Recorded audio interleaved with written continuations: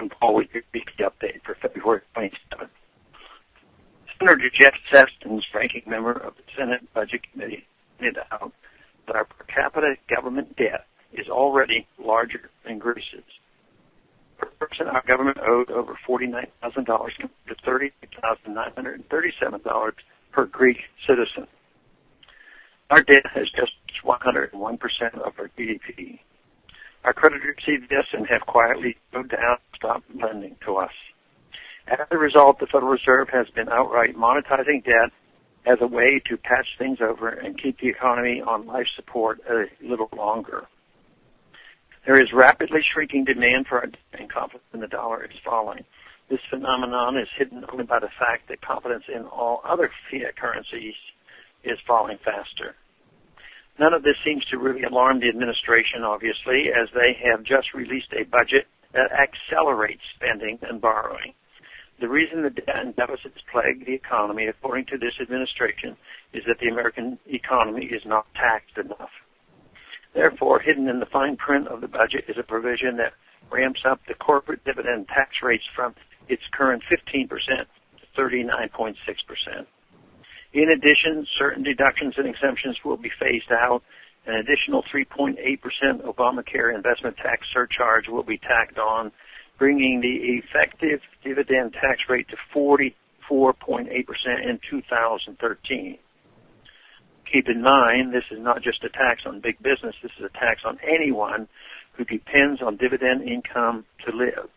Retirees will be hit hard by these changes, and dividend-yielding stock prices will adjust downward rapidly to reflect their decreased value. Not only this, but the Obama administration is worsening the uniquely American policy of taxing income of U.S.-based companies earned overseas. No other country presumes to tax globally in this manner, so it amounts to a huge penalty for basing a company in the U.S. Companies have been able to manage this penalty by deferring taxation until it is repatriated or paying dividends. What will happen to U.S.-based businesses with strong international ties if these allowances are abolished as the Obama administration proposes? A massive wave of permanent capital flight will undoubtedly cause the already high levels of unemployment to rise. Businesses are struggling and failing in this economy. The government ultimately depends on a healthy business climate to provide jobs and a tax base. It's a penny-wise and pound-foolish to add to business tax burden in a misguided attempt to close the colossal gap between our government's revenue and spending. Rather than crippling and absorbing more of our shrinking economy, government needs to be drastically cut, not in 10 years, but immediately. Those who understand the underpinnings of the dollar and how the Federal Reserve works have known for some time that we are on an unsustainable course. The major chaos is in store if nothing is done quickly to reform things.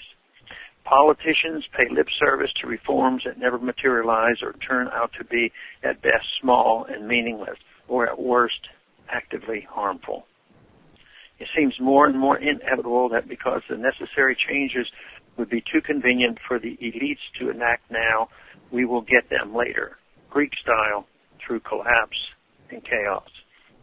Thanks for calling this update. A new update is placed on this number, 888-322-1414, every Monday. The written text can be found on my website, www.house.gov/Paul, under the Texas Straight Talk. Thanks for calling.